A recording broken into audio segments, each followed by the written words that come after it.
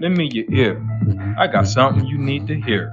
Turn the volume up so it's loud and clear. A podcast where we talk about politics and culture, unscripted, no limits. Like a 504 soldier, we're not pretenders, ain't no agendas. Our only plan is to keep it 100 and do it. What up, what up, what up? What's going on? Same old same. I'm 6 Mil, keeping it trill. It's your boy KG. Welcome to episode 16 of For the Fam podcast. Yes, sir. How you been, brother? You all right? Yes, yeah, man. Can't complain. Had a short week. Well, we both had a short week. Hopefully a short week next week too. Man, bro. And you had a busy. Man, bro. I don't want to get into it, but yeah, it was rough. Even though you're right, technically it was a short work week. Mm-hmm. Felt like 2 weeks, man. I can't even front. It was a busy time, man, which I guess is to be expected though in my line of work. So while yes, it was busy, I'm not complaining. I mean, I wasn't completely caught off guard. But anyway, what you want to get into today, bro? So today we want to talk about 401k and pension. Okay. And this all started from a conversation I had with one of the kids. We're just talking about the difference in generations, how, you know, our age group likes to mention that, man, these young folks don't want to work. While that might be true in some instances, it's not true in all.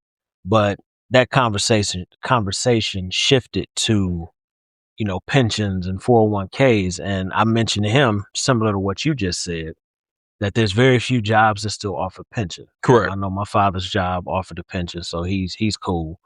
But there's very few. Your job still offers a pension.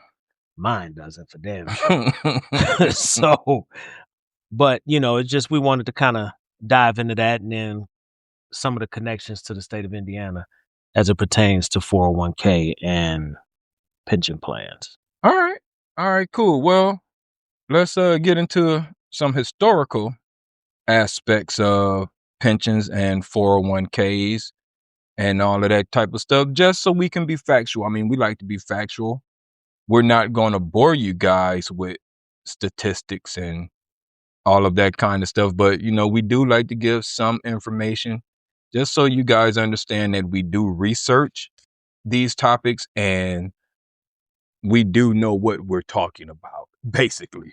So, in the late 1970s, 74. the Revenue Act of 1978, which was originally designed to help executives with a tax deferring mechanism. So you can probably use your common sense and who made that policy. But the solution was to create 401ks. So since the 1970s, like you were just saying, 401ks has been a thing. By 1999, 401ks basically became the norm, and the number of participants heavily outweighed the number of pension participants. Now, you might be thinking, what's the difference? I'm going to try and be as brief and specific as I can, try and dumb it down, simplify it. I'm sorry, I shouldn't say dumb it down. Try and simplify it as much as I can. Pensions are guaranteed. Your employer basically takes all the risk. Pensions are capped. It's a fixed monthly income. Pensions end when you die. So that's what a pension plan is, basically, versus a 401k. A 401k, basically, you, the employer, has to invest your own money into it. You become a financial planner without any training. Thank you for saying that. PSA, we are not financial advisors. Not at all. Please do not take anything we say in this episode as financial advice. Okay? We are just two guys having a discussion, We are not trying to tell anyone how to invest or set up their retirement savings plan. All right. With that being said, getting back into it. Yeah, basically 401ks, you, the individual, you, the employee, invest, and companies generally match up to 5% of your salary or your income. Now, you can invest more if you choose, but the company's only going to match up to 5. No, it's 5%. No. I'm talking about individually. Oh, yeah. Yeah. There are different types of 401k plans. You can have a low risk, which means your money is basically safe, but it's not going to grow. You can have a moderate, which means that your money there's going to be like 50% risky stocks versus 50% safe stocks. So it'll grow at a moderate rate, or you could go the high risk and invest in really risky stocks, which of course, if you win, bigger reward. Correct. But if you lose, you just screwed yourself out of all of your money. Welcome to McDonald's. May I help you? Exactly. So at 75, a 401k actually can be transferred from job to job, where a pension can't. A 401k can actually be, what's the word I'm looking for? I guess part of your children's inheritance, where a pension cannot. So those are just some of the key differences between a pension and a 401k. And like KG was saying, most companies do not offer pensions anymore. I would say the majority, unless you have a government job. Some private sector jobs, but not many, offer pensions. But everything is basically a 401k. So it's all about planning for your future, planning for your retirement, and the impetus is now on you or us as individuals, as opposed to pensions back in the day. So one thing I forgot to add at the beginning, when we were talking about, 401k pension, this conversation also started with those two things leading to loyalty. So the conversation started with loyalty and pensions, which I think we can. I think I got where you're going with that. Yeah. So I want to tie this back to the state of Indiana. So way back in 1963, they had something called Black Monday up in South Bend. And it was the day the Studebaker plant shut down. Roughly 7,000 people worked there, and they walked away with nothing. Vanished overnight. So South Bend went from one of the state's largest employers, overnight gone. So the biggest issue with that is the pension fund, when they went under, was $15 million short. That's a whole different conversation to have. Company mismanaging the money, Correct. basically. So if you were over 60, you got your full pension. 40 to 59, with 20 plus years of service, you received 15 cents on the dollar. Workers under 40, nothing. So if you started working there at 21 and you were gone at 40, you got nothing. Or I'm sorry, 39. Say you start working there at 19 and left at 39. Even though you had 20 years in, which was usually where they vested, nothing. Interesting. Because you were under 40. So a law that came into effect, it was first mentioned, I forget the senator's name, Vance Hartke. So he was considered a local hero up in that area. So it was in 1974, the Ariza Act. So basically what it was is it allowed company mismanagement was no longer an issue. So if the pension plan came up $15 million short, the government guaranteed the pension. So in 1974, Indiana senator proposed that act. So those people like in Studebaker in 63 didn't walk away with nothing. Okay. So, for example, when you retire, if it's mismanaged, which it probably will be, that's a whole different podcast subject. It's guaranteed no matter what. Right. So you're going to get your pension regardless. The biggest issue, going to what you said, I go from being a line worker for Studebaker to being a financial planner overnight. I can do research. I can talk to my family, my friends. I'm not a financial planner. Correct. So the question is, would you rather have a guaranteed $5,500 a month? Or would you have somebody hand you $1 million and say, here, figure it out when you retire? If you know what you're doing, you take the million. If you don't, $5,500 a month is a good pension to live off of. And then you have your, other little odds and ends money that you saved, if your spouse is working, depending on what they get. So that's the biggest issue with 401k, in my opinion. Well, I think that the $1 million is like way, way, way generous. Oh no, Because yeah, I most was just people, yeah. most people aren't going to even touch that. I mean, you have to be one, you have to start like investing in it really, really young. And you have to have ironclad plan. Not that it's impossible to reach $1 million, Correct. but it's going to be very, very difficult. You have to be really strategic in how you're investing and your contributions and all of that to even get that magical $1 million, which I don't even know if that'd be enough. And I guess that's also one of the pitfalls of a 401k, right? With the pension, you got that money until the day you die. With the 401k, if you have not saved up enough, you can outlive your 401k savings. Mm-hmm. So now you're just stuck. So it is important. I think personally, it's never too early to start planning and thinking about it. But if you're in your 20s and you're thinking, whatever. Okay. I understand that. Even if you're early to mid 30s and you're going, I really can't afford it right now. I got some other things. I can understand that also. When you reach 40, I really think you should start planning and trying to have a little something taken out of your check.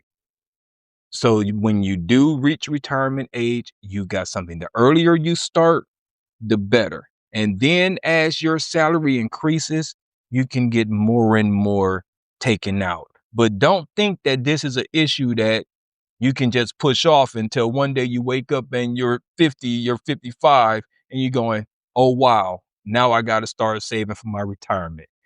Chances are you probably screwed yourself. Mm-hmm. So one more thing, you mentioned when you pass, it goes away. The only thing, if your spouse keeps getting a check under the Ariza Act, your children do not, Correct. but your spouse will. Correct. You cannot, it's not an inheritance that you can pass Yeah. on. So one of the other issues is that, pensions used to offer cost of living increases. Correct. It was milk, eggs, and That is everything correct. got more expensive. 401k is like, nah, that's what you got. Right. If the S&P is down, pension don't care. Right. 401k cares.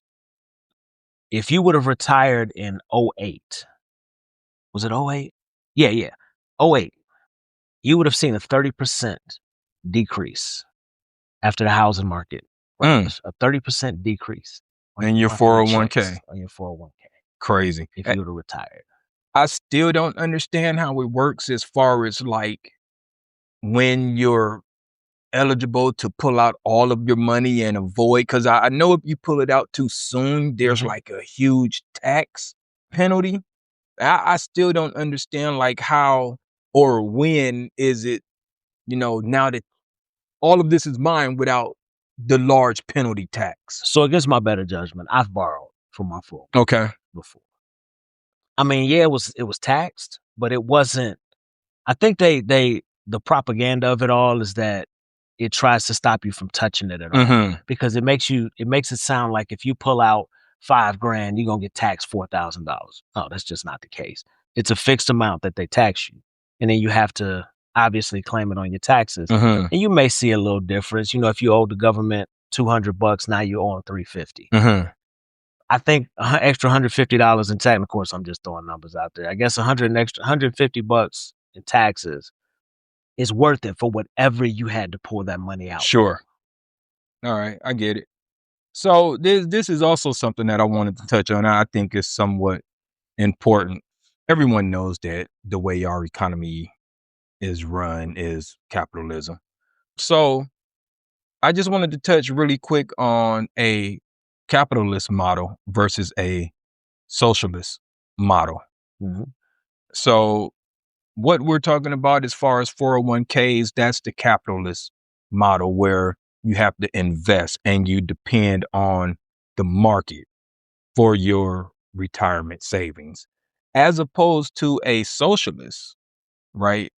You're good.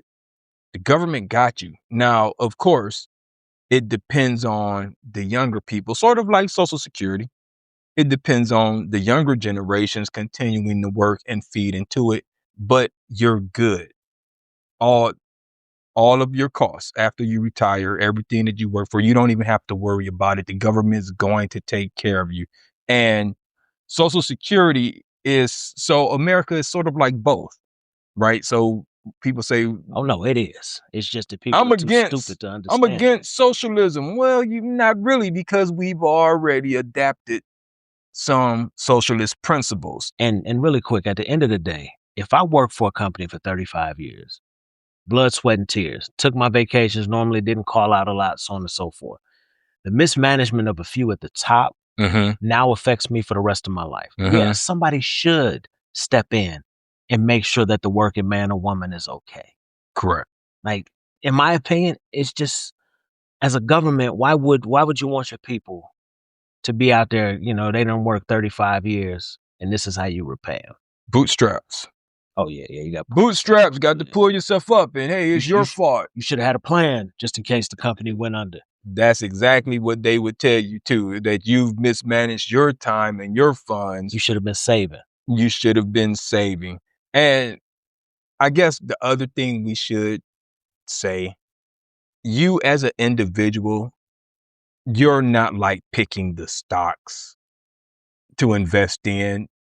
That's what your company. So whatever company you work for, I'm sure they have contracted the 401ks out to some financial firm, I guess. So you don't have to be worried with the day to day of, is this stock bad? Is this stock good?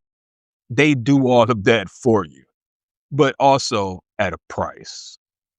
So everything you putting in isn't exactly going, because somebody got to pay that financial firm. So just keep that in mind also. So going back to something you said at the beginning about the 1978 tweak of that new bill. What that new bill did is it allowed companies to ditch the federally regulated codes that Ariza put in place. So what they did is they just started, like, as you mentioned, they started matching. Because before that, they were still on the hook. Companies were still on the hook. So with the Ariza Act, they said, well, we'll just tweak it 1978. And now companies are off the hook, and they'll just match the 3%. So they can still say, well, we're still helping. Right. We're not just leaving them out there stranded high and dry. Right. We're still investing. So, it either way, they could match up to 10%. You could take out 10, they can match up to 10. At the end of the day, it's all on you. That 10% is a drop in the bucket to them. Correct.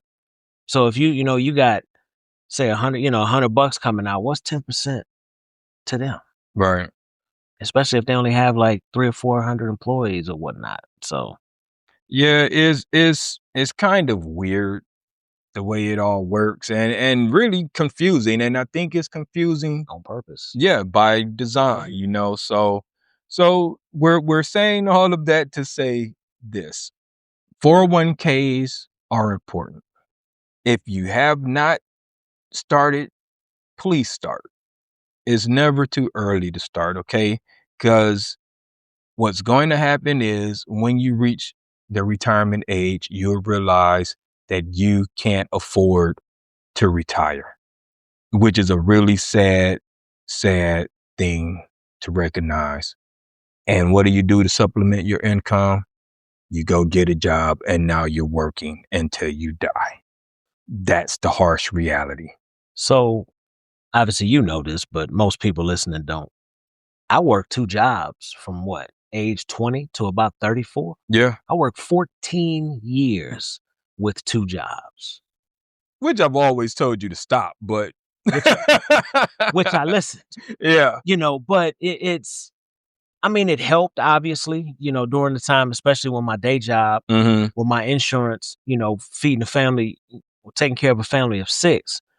My insurance was $300-$400 every 2 weeks. Right.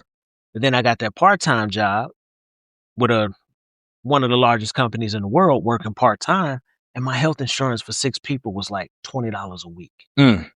I'm like, why would I leave that? And then, of Correct. course, my wife at the time worked for their competitor, Mm-hmm. and insurance was free Mm. for employees. Mm. We were spending $80 a month, and we had primary and secondary insurance. Interesting. When the 2 youngest kids were born, man, we got treated like kings and queens in that hospital. We had primary and secondary insurance from 2 of the largest companies in the world. Mm. Probably how it should be for everyone, but Try it that's now. definitely a different conversation for Yep. a different time. Yep. Yep. So, you want to leave it there, bro? You want to keep going? We can leave it there. I think we All got right. out All right. I everything mean, that we can always revisit this. Yeah, for sure. All right, cool. Let's move into our current events. Anything you want to touch on, bro?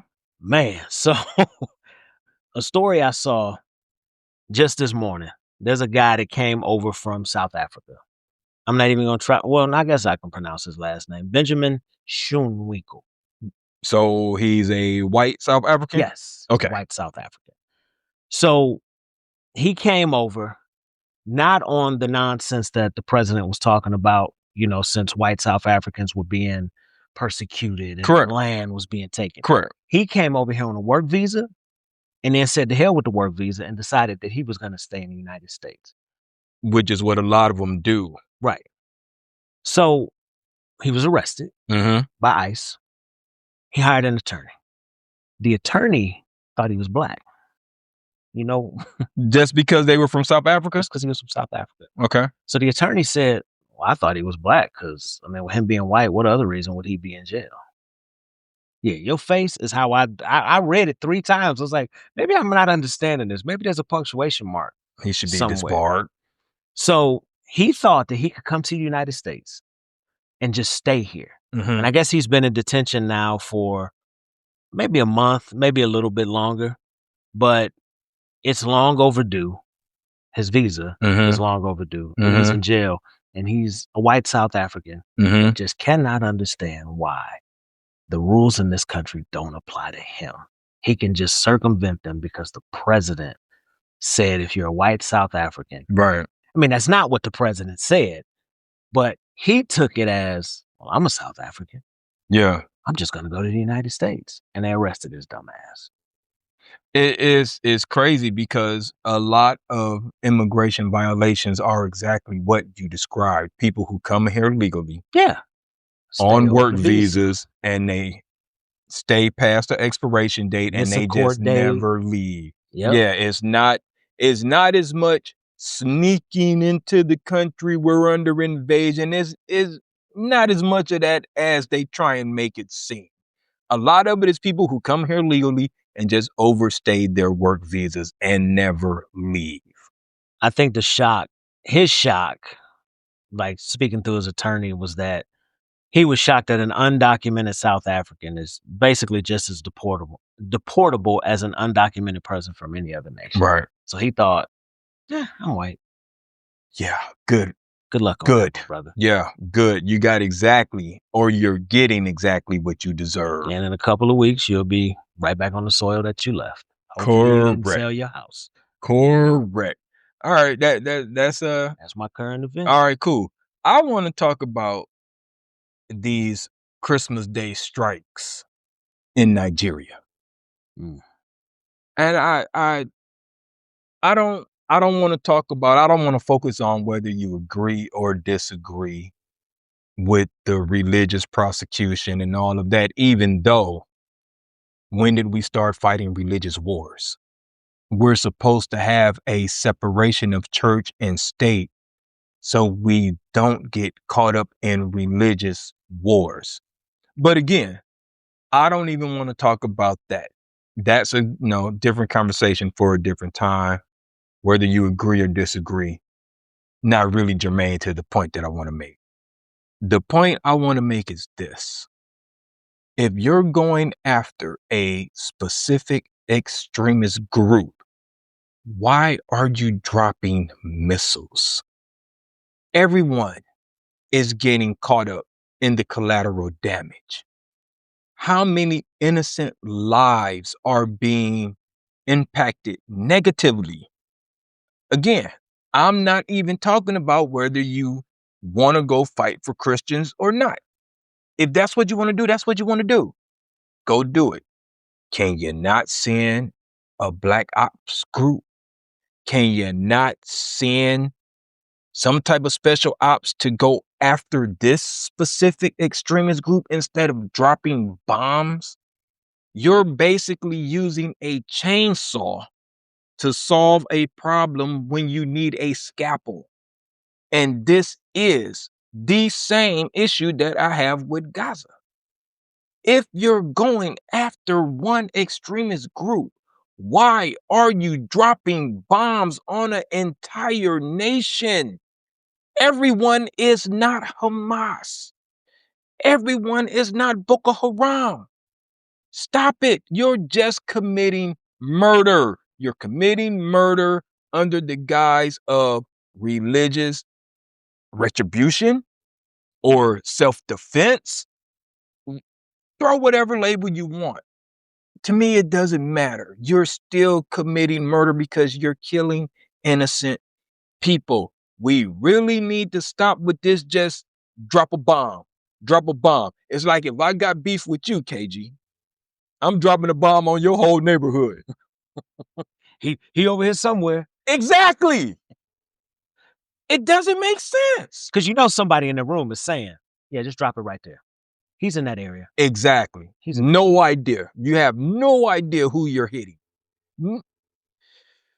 Oh, Lord have mercy. That's it, bro. So this topic was actually my second current event topic. Okay. And I want to add to what you just said. The problem, so full transparency. There are several organizations that say Nigeria is the deadliest place on earth for Christians. Some gunmen separate Muslims from Christians before they kill them. Hold on. Before you get into that, because like religious breakdown is like 50-50. Right. Well, that's what I'm saying. However, it's not as simple as, hey, ISIS is in northwest Nigeria. Correct. There are there's a civil war going on in northwest Nigeria. There are 3 different types of people. Bandits are pillaging Christian communities. Mm-hmm. They're not related to ISIS. Correct. They're just kind of like how the Janjaweed went through, Sudan back in the day. It's not as simple as, hey, they're killing Christians. Right. It's complex. Correct. But you're telling us there's an ISIS-backed brigade of people in northwest Nigeria killing a bunch of people. Wrong.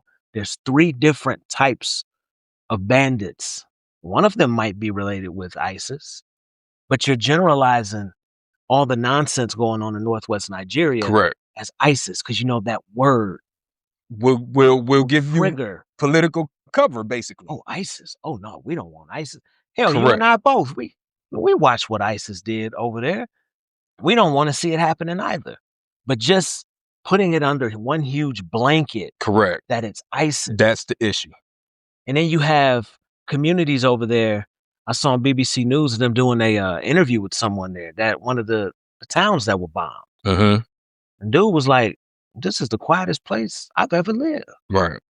We don't have ISIS here. Right. But yet half of this building is gone now, right, because the president said ISIS is there. Right. And it's not that damn simple. Have we done any type of surveillance? Any type of intel gathering? No, just drop a bomb on them. Yeah. And let's be we'll get them eventually. And let's be real.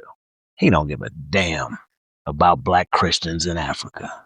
Speak on it. Speak on it, bro. Is it wrong?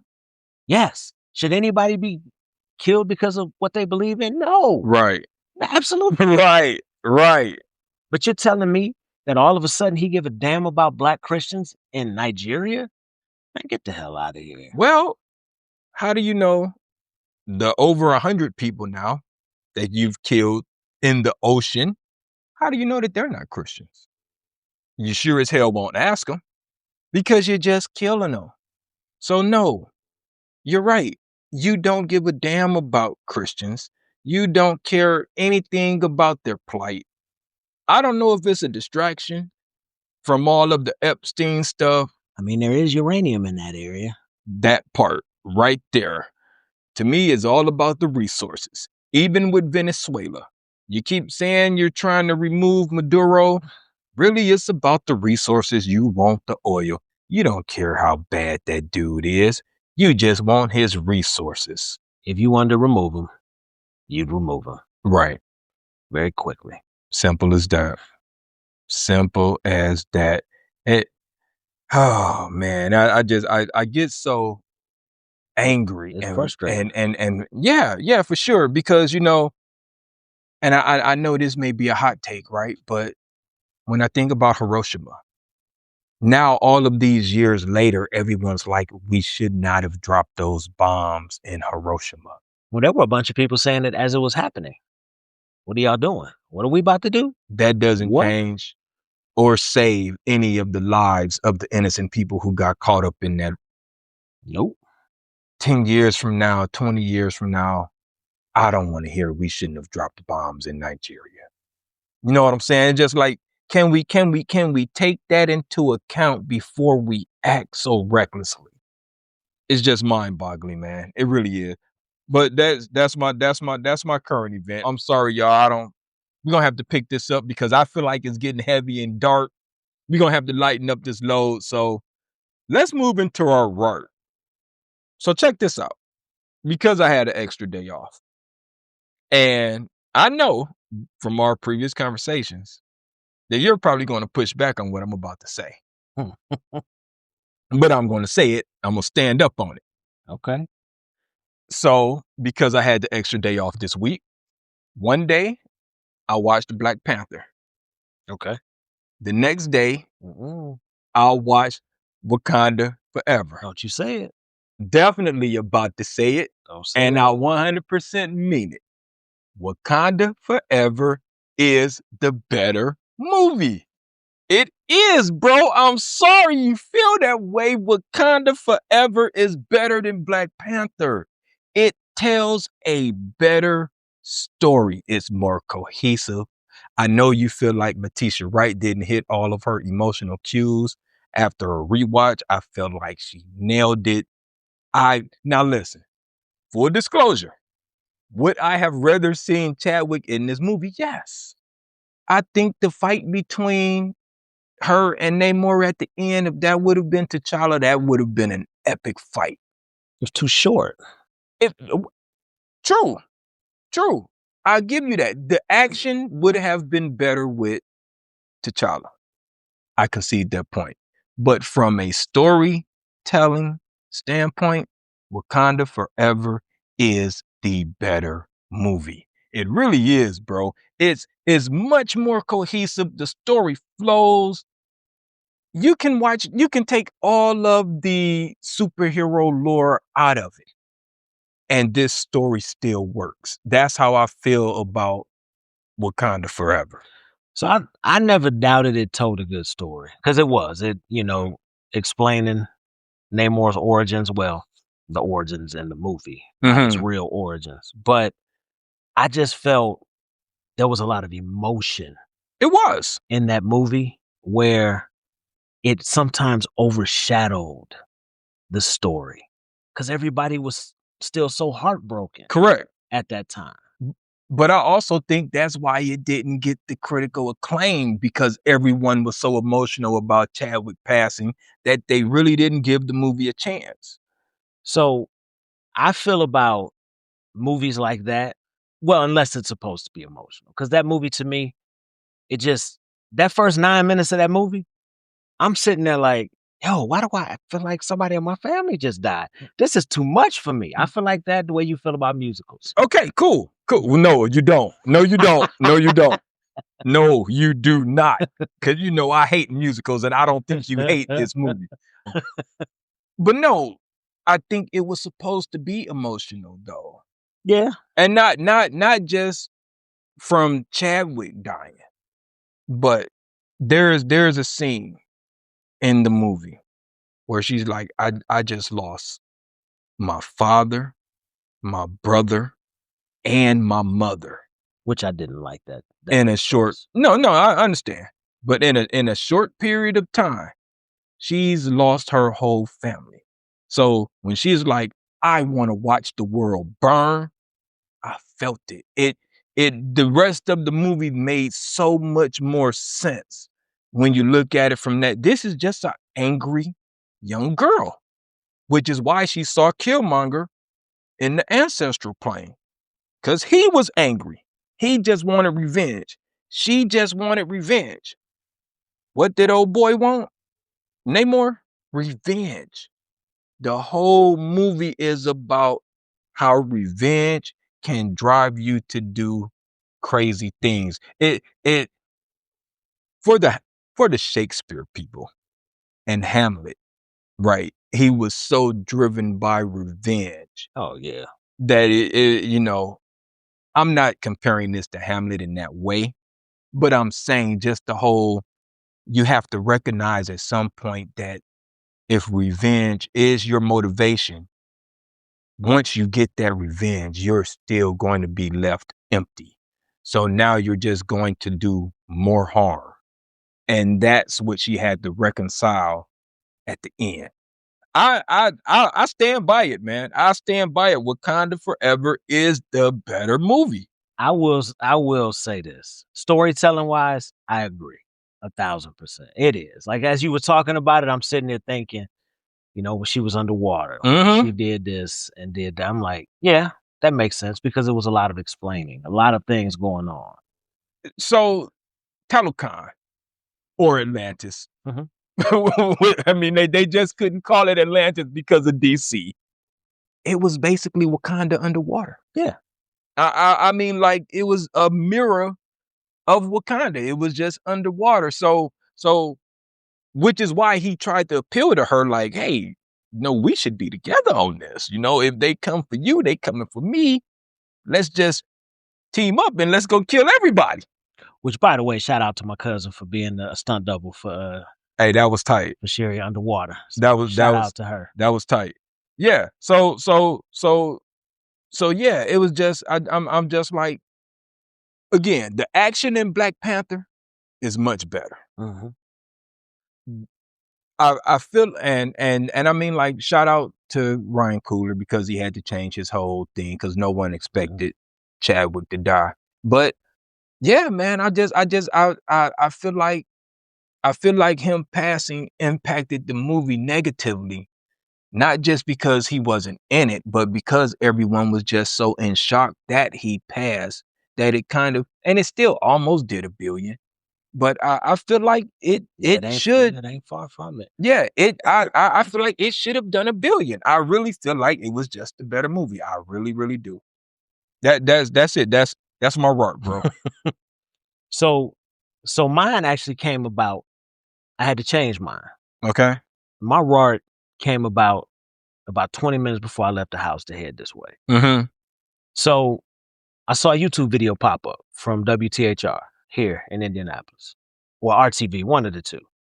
And I don't know if you noticed, but not far from here, girls' school, a lady was hit. I seen a brief headline this morning when I was getting ready for work. Yeah, she was hit. She was hit correct while walking on the side of the road. Was it girl school in Rockville, right, or somewhere? It was south of it. Okay, it's between the airport on Washington, and Rockville. Yep.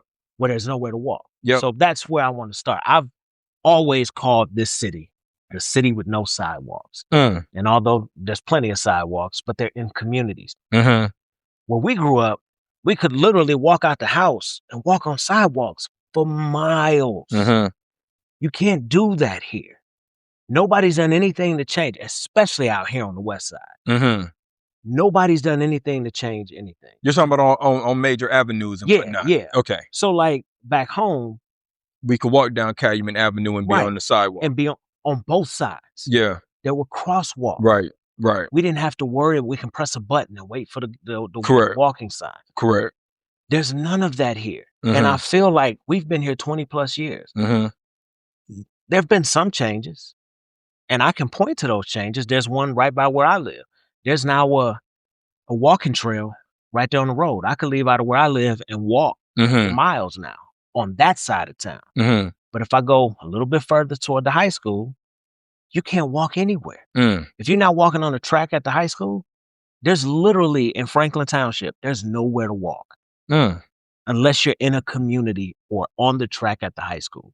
If you want to walk from your house to, say, the subway that's down the street, there's no sidewalk that leads to the subway.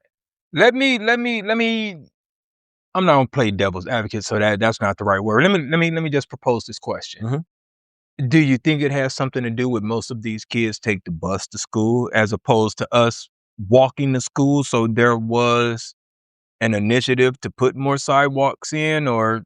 I think that, just like the guy said on the news report, I think he worked for the Department of Transportation, but he said that one of the things that these people that build these communities need to understand, and he said the Department of Transportation and the state needs to understand as well, is that people want to walk. And some of these communities, you know, where we are now, nobody expected Hendricks County to blow up the way it did. Because when we first built the house in Hendricks County, we built it out here because it was quiet.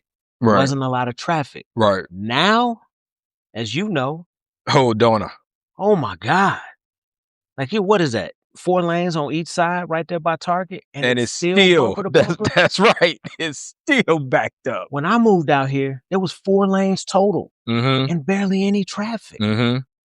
So it is that's my rant, man. Like we have to, way too many people in this city, 35 people in 2025 have been killed walking. Oh, wow. So now most of them are on the south side on Madison, because Madison Avenue is dark. And there's a bike lane, but you got people that drive in the bike lanes, or when they go to turn into one of those apartment complexes. I hear you. They get in the bike lane to turn. And there's people out there walking on their way to work and whatnot. So that's just one of the things this city definitely needs to change. Like, I should be able to walk out of here. And if I decide I want to walk up the block, I should be able to. Yeah, it definitely ain't no sidewalks out there on that road. Right. Yeah, you be playing with your life walking. It is, not only is it dark, but you're right. You be either walking in the forest or right. Yeah, you be walking in the street. Forest, yeah. No, I feel you. Sound like you should run for city council. That's what that sound like, bro. Huh? What? Why not? I'll write your speeches. Oh, you'll be on the staff. You know hey, you know how fast they kick our asses up out of here? Nah, these dudes got no. Hey, man, we be in there trying to start fights and all. You want to go outside, punk? What you say? I ain't say nothing. You gonna ask me that in front of my wife? All right. Hold my coat, dog. It's all good, man. All right, y'all. So now we gonna go into our 5 on the Black Hand Side movie review. And today we chose Get Out. Yes, sir. So just go with it, bro, because I know this is one of your favorites. So Get Out, 2017 movie, Jordan Peele, starring Daniel Kaluuya, Allison Williams, Bradley Whitford, Catherine Keener, Lil Rel, Lakeith Stanfield. I like this movie for several different reasons. When this movie came out, I went down the rabbit hole of, what does this movie mean? What is this? What is that? I got something that I know I didn't know. So the song that plays in the movie, that song being sung by the Swahili choir, where you can't understand the words translate to, brother, listen to the ancestors, run. Something bad is coming. Oh, wow. Run. Oh, wow. So literally through the movie, that song plays. On and off through the whole movie, that song plays. And none of us obviously we don't speak Swahili. Right, so we didn't know. We just thought, oh, okay, cool. He chose an African song for that. But I like the movie as a whole, and I'm drawing blanks on some of the things I wanted to touch on. So I'm gonna let you say what you got said. I'm gonna get back to it. My apologies, y'all. All right, so when this movie first came out, I was excited, but curious more than excited. What is this movie about? Upon my initial watch, I was like, okay, this is a good movie. This touched on something, just from an entertainment perspective. Mm-hmm. But then when you start getting behind the scenes and getting into the lore, you start to realize, oh, this movie is a lot better than I thought. He put a lot more work into this than I realized. And there are so many things upon the rewatch that you'll pick up on that you don't pick up on the first time you watch it. Like when Lakeith Stansfield get caught up, he was going to see old girl, Allison Williams, the girlfriend. You don't realize that until you get a second watch. You like, oh, Or when they she got set pulled him over. up. Well, no, what you need his license for? Right. She wasn't standing up for him because he was a black man. She was standing up for him like, no, I don't want nobody to know this fool here. That's it right there. That part. She didn't want anyone to recognize that he was there with them. And something symbolic too, the deer. Mm-hmm. So they hit the deer in the house. So what he did is he used the deer as a symbol, as prey. Mm-hmm. They're prey to be hunted. Mm-hmm. Chris was prey Right. to be hunted, which is why they were hanging on the wall in the little surgical room that they had or whatever. Yeah. It's so many like small details, and I know we've discussed this before. Like when the brother, was it Jeremy or whatever, wanted to wrestle with him, and the mom's like, "Don't hurt him," and she gives him that look, not because she was concerned about his safety. That was because they were going to sell him. You can't damage the product. That's what that was all about. There's so many little things, and it's just like, oh wow, this movie is much deeper than I realized. And there's a lot of liberal racism. Oh, for sure. In the movie. For sure. But was it the father? Yes. I would have voted for Obama for a third term. Yeah. Yeah. Who asked you? Right. What does that have to do with anything? Right. Exactly. What does that have to do with anything? Because while you say that, you're in a safe space. Well, you're actively hurting black people. But you love Obama. Yeah. But you got a whole operation of hurting black folks. But I'm gonna tell you my favorite scene in the movie though, bro. It involves Lil Rel. Yes. In the police station, bro. When Erica go get her buddies and she like, okay, tell me the story again. And they just laugh at him, man. That's my favorite scene in the whole movie, bro. I'm like, that's probably a real reaction right there. Instead of, the cop always being like, oh, we got to go do this investigation. They probably just laugh at you and be like, man, get out of here. So something else I looked up, the buck symbolism with going back to the deer. Dean Armitage rants constantly throughout the movie about how they're rats and should be eradicated. Right. Varmint. Right. What did he call them? Not a menace to society, but gosh. But for those who don't know, buck was used as a racial slur. Oh, for sure. To describe black men. Yes. Back in the day. So buck breaking. Yeah, buck breaking. So that's one of the reasons. That's one of the things that it's a deer. Everybody calls a deer. Oh yeah, it's a buck. But in this sense, it's referring to him like, man, I hate this dude. Yeah. We should just kill him, get rid of him, or all of them. Yeah. Need to be eradicated. Destroying the ecosystem. Yeah. I hate them. They're destroying the ecosystem. They take all the resources. Yeah. So there was another one. Have you ever heard that the movie could be like an extension of Being John Malkovich? No. So neither had I. So I hadn't done a lot of research on it, but I guess somebody asked Jordan Peele about it in an interview and he laughed it off, but at the same time was like, yeah, I can kind of see that. Like Being John Malkovich, how using somebody else's body. Yeah. I mean, like the majority of the movie takes place inside of his mind. Yeah. So somebody asked him in an interview, could it be an extension? Because somebody asked John Malkovich the same thing, and he kind of shrugged his shoulders. And I was like, what? That's interesting. Yeah.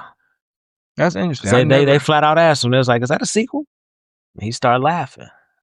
And John Malkovich, like I said, kind of shrugged his shoulders. Interesting. Was going to ask a different question in regards to Get Out, and not just Get Out, but in general. For Black writers, creators, the horror genre is kind of untapped. Why is that? I mean, Coogler just took a shot at it with Sinners, and you got Jordan Peele. I mean, who else is really trying to do horror? What other like Black creatives are trying to do horror? I think, well, my whole thing, and we've had this conversation before with the horror genre. Everything's demonic. Mm-hmm. There's nothing else. There's no character. There's no, like Jason, Freddy, Michael Myers. Mm-hmm. There's no Pinhead. We've talked about this in a past episode. There's no one you can just say, oh yeah, this franchise will be around a while. Mm-hmm. Most of these movies, one and done, except, The Conjuring and things like that. But it's just one and done. Like The Ring. Great movie. What you gonna do to add to that? Well, they did make like 2 sequels though, didn't they? But they were terrible, yeah. But The Ring, you were like, oh, that's interesting. I'll watch that. But after that, it was just gone. Like, there's no one main character that you can point to and go, I would watch that character in action again. It's just all demons in possession. I think the creativity is just gone. Interesting. Because I feel like I say, it's kind of untapped for Black creatives to try and get into this horror genre. And that kind of, at least in my opinion, what's going to theaters now. Horror or superhero. Nothing else is really making it to theaters unless it's a remake of some sort. Like they're about to re-release Endgame. So yeah, so it's just like, hopefully they add some scenes that they deleted. Yeah. But it's like there's opportunity there, I guess is what I'm trying to say. Oh, hell yeah. There's opportunity for us to get into this. If you're a young creator, you're a young writer, you're a young director, and I mean, I get it. It touches on some stuff that let's just be real. Black folks scary. It's a lot of subject matter that we ain't trying to deal with. So I get it from that standpoint, but at the same time, you going to see that? Oh, yeah, potential there. Like, oh, yeah. So I say the best for last. Easter egg. All right. At the airport, when what character? Who was at the airport? Lil Rel. Yeah, when Lil Rel was at the airport. Sorry, he worked there. Yeah. Yeah. You can hear over the PA, flight 237. When he talking to him on the phone. Yeah, you can hear the PA talking about flight 237. That's a nod to room 237 in The Shining. Oh, really? Because it's one of Jordan Peele's favorite movies. Oh, wow. So the Overlook Hotel, room 237, with Jack Nicholson, with the bodies. Yeah. Oh, okay. Didn't even know that. And then I saw it, I was like, oh, that's a lot of little Easter eggs in this movie that we didn't catch. Okay. All right. Cool. Yeah. I like it. But to go back to what you were saying about the liberal racism, you are dead on. The whole party, oh yeah, was just filled with the lady asking him, or is it true? She want to know about his manhood. Is it true? I forgot. Yeah, I forgot about that. The whole guy with the the pendulum is swinging. Black is in. Black is vogue now. All of it was just, the whole party was just full of racist people. Even like the Lakeith Stanfield, who clearly was the old white guy, and he's doing his little spin and showing off his new body and all of that kind of stuff. And it's just like, all of it was just like, oh, okay, so this what y'all always say. I want your eyes. I want those things that you see through. It's how we were saying that Sinners was about cultural appropriation. This is cultural appropriation, but on another level. They ain't just trying to act black. They trying wanted to be black. Yeah. Yeah. So I know I said last one, but I forgot another Easter egg. So the mimicking, remember the teacup Yeah. with that tapping was meant to mimic the sound of the bell that they used to use on plantations to call slaves to dinner. Oh wow. Oh wow. Now you're making me not like this movie, bro. Yeah, man. When I saw like, cause it's funny because I was like, I rewatched it, and then I was looking up Easter eggs. Mm-hmm. I was like, damn, I didn't realize that. And then when I saw that one, I go, I mean, obviously, I don't know what the bell sounded like personally, Sure. but yeah, they say that's what it's the bells, the rhythm that she used, banging on like the tick tick. That's how the bell was hit to summon slaves out of the field to eat dinner. Jeez, oh P. Oh man, that Still a good movie. it is, and he's been kind of struggling ever since. But no, you're right. It is a good movie. So 2 high fives on the black hand side. Absolutely. All right, 2 high fives on the black hand side. Forget out which. There was no mystery. Y'all knew we were going to rate this thing high. There was no mystery there. All right, I guess now it's time for our closing monologue. My brother, take it away. Appreciate it. So I wanted to circle back to the 401k conversation. We all know what's going on. Retirement ages are continuously going up. Might not be by the government. They want to raise the retirement age, but in reality, a lot of us are going to be working until we're 75, 80 years old. Correct. So it's not the same as it was with our parents 20, 30 years ago. We can't just sit around and hope for the best. So, as my brother mentioned earlier, we need to start investing in 401k. Call your HR department. Figure out what they match. What's the most you can put in? And my grandfather told me when I was 18 that I should start investing as soon as I'm able to. So don't lollygag. We need to get you guys in the mindset of, and I'm talking to the young people, not just the young people, actually, older folks, because there's some older folks that's working that are not invested. You need to invest. Nobody is coming to save you. You cannot depend on whether or not your children are going to hit the lottery, whether or not you're going to come up with that $1 million idea. Because even when you come up with the $1 million idea, you don't have $1 million to start that idea. So for those who have not invested or thinking about investing, make sure you invest so when you retire, you're not working until you're 80 and 85 years old and you can actually enjoy the life that you've lived. Period. All right. We're going to leave it there for now, y'all. Thanks for tuning in to another episode of For the Fam Podcast. Look, we're going to keep saying it, y'all. Drop us a like. Get at us in the comments. Subscribe, share, all the things y'all already know how to do. Why not? You got nothing to lose.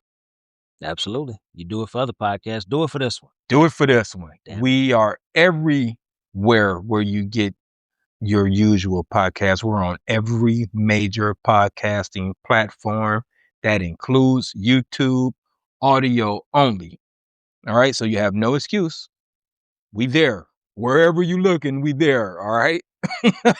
And if you like a post on YouTube, it's not then going to tell you to sign in so you can do this and do that. You can like, subscribe, rate, review it if you like. We would appreciate it. It helps get the podcast out to more people on the algorithm. Yes, that's it right there. Help us manipulate the algorithm. All right. We're going to leave it there, y'all. Thanks for tuning in. 6 Mil, keeping it trill. It's your boy KG. And we'll holler at y'all next time. Peace.